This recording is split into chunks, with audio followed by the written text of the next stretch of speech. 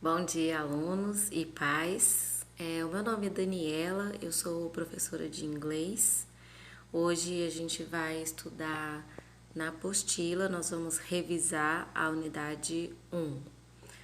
A apostila de inglês, ela vem sempre com 2 unidades, então eu vou revisar toda a unidade 1 e em seguida eu vou passar uma atividade referente ao conteúdo estudado nessa unidade. E na sequência a gente vai estudar a unidade 2, tá?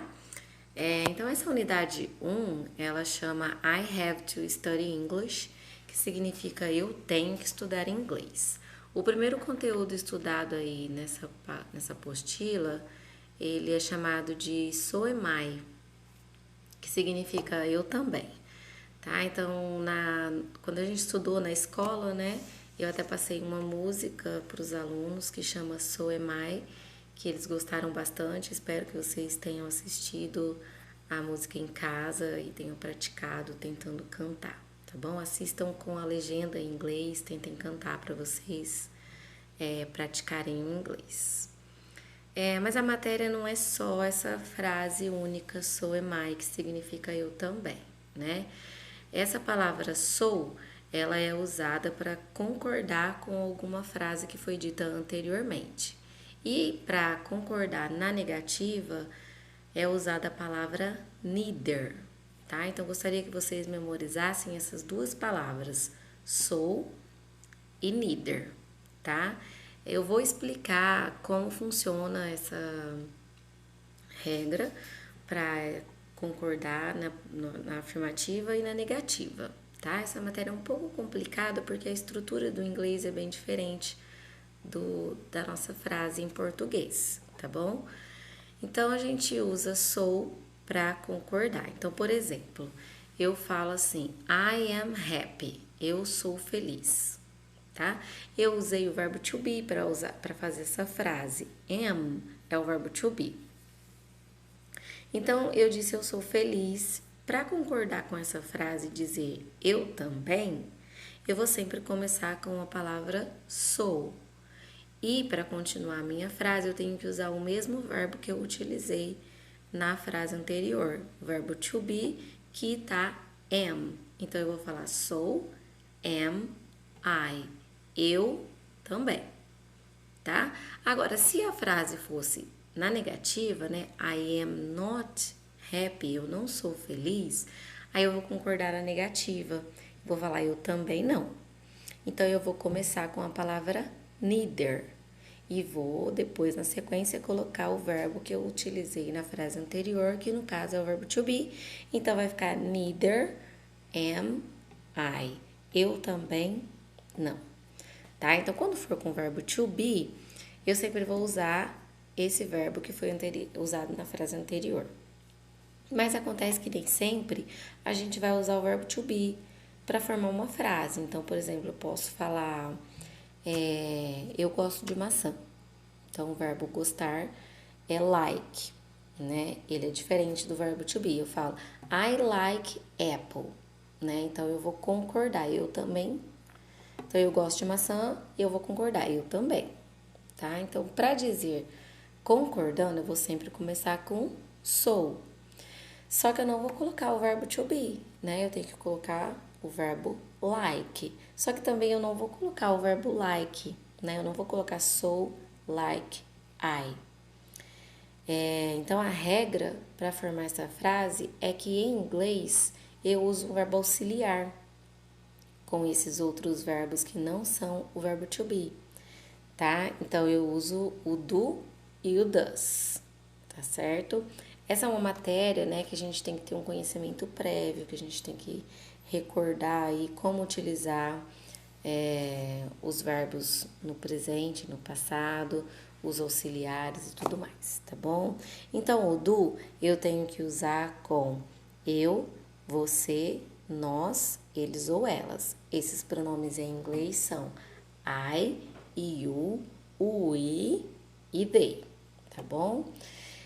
Com esses pronomes eu vou usar do. Por isso, quando eu responder eu também, né? Eu gosto de maçã. Eu também, para eu vou usar do. Então, eu vou falar sou do I. Tá certo? E se fosse na negativa, né? I don't like apple. Eu não gosto de maçã. Para concordar na negativa, eu vou começar com neither. Então, eu vou falar neither do I. Tá certo? Então, para atividade de apostila, de questionário valendo nota, ou até mesmo de prova, eu quero que vocês memorizem essa questão que eu falei. Sou é para afirmativa e neither é para negativa, tá bom? O próximo conteúdo estudado aqui foi Means of Transportation, né, que são meios de transporte, essa palavra é parecida com o português. Aqui é só uma atividade de memorização de vocabulário e também de prática de pronúncia, tá? Então, vocês têm aí a imagem com a palavra, então não tem necessidade de falar o significado em português, vou falar somente em inglês para vocês aprenderem a pronúncia e podem ir praticando, repetindo aí em casa conforme eu vou falando, tá? Bus, train, plane, car, truck, cab, motorcycle, bike, ship e boat, tá? Então, vocês precisam memorizar esses meios de transporte, apesar de que nessa atividade que eu vou passar, vocês vão poder aí fazer a consulta no material, né? E a próxima matéria, ela é sobre o verbo ter, tá bom? O verbo ter em inglês fala have. Só que é um pouquinho diferente, porque essa matéria chama Talking About Obligation. A palavra obligation é uma palavra parecida, que significa obrigação, tá? O verbo to have, que significa ter, ele sofre uma alteração com as pessoas he, she, it, né? Ele vai ficar has, tá bom? Então, ó, I have, you have, we have, they have. Mas com as pessoas she, he, it, o verbo fica has, tá bom? Mas aqui no caso, o verbo to have, que significa ter, ele não vai ter aquele significado de posse, né? Eu tenho um carro, eu tenho um livro, eu tenho um lápis. Não é com esse significado. Aqui, o verbo to have, que significa ter, é com o significado de uma obrigação. Por isso a gente está estudando, né? Obligation. Como assim? Né? Então, por exemplo, eu tenho que estudar, que foi o título dessa unidade, né? I have to study English. Eu tenho que estudar inglês.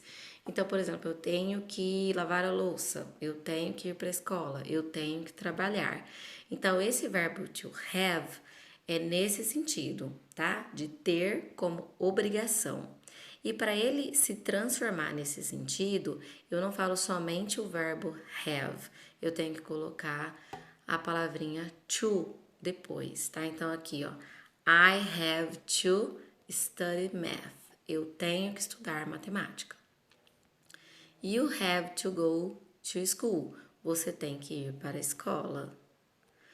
We have to do the homework. Nós temos que fazer a tarefa. Tá? E assim por diante. E com has, tá? Que é he, she, it. Então, she has to clean the house. Ela tem que limpar a casa. Tá bom? Então, é nesse sentido de obrigação. E vocês têm que lembrar dessa regrinha que muda o have e o has. Tá bom? Essa é a matéria da unidade 1. São 3 conteúdos, né? O primeiro é o so am I. O segundo são os meios de transporte e o terceiro é o verbo have para obrigação, tá? Eu vou disponibilizar para vocês um link do YouTube explicando um pouco mais sobre so e neither, tá? E vou passar para vocês aí um questionário com 10 questões de múltipla escolha para vocês responderem sobre essa unidade que eu acabei de explicar. Eu espero que vocês tenham entendido. Se tiver ainda alguma dúvida, eu estou à disposição naquele horário que foi passado para vocês. Por hoje é só isso. Até mais.